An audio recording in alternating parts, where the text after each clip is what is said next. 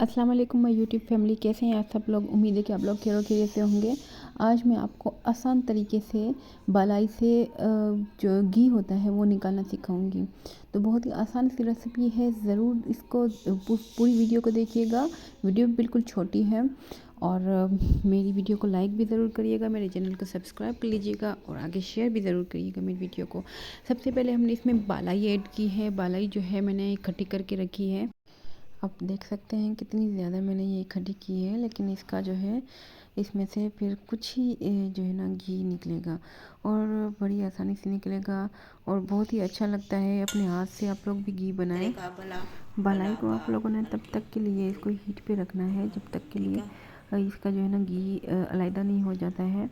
आप इसको पकाते रहें, हिलाते रहें।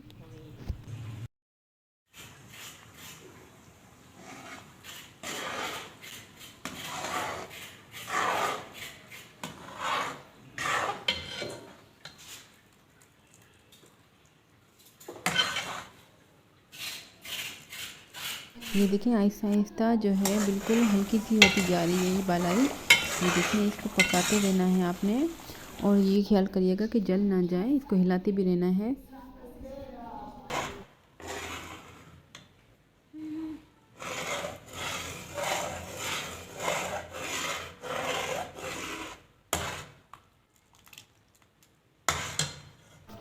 ये देखिए इस तरह से, ये देखिए बालाई जो है अलग होती जा रही है और घी निकलता आ रहा है। तो आपने अभी भी हिलाते जाना है।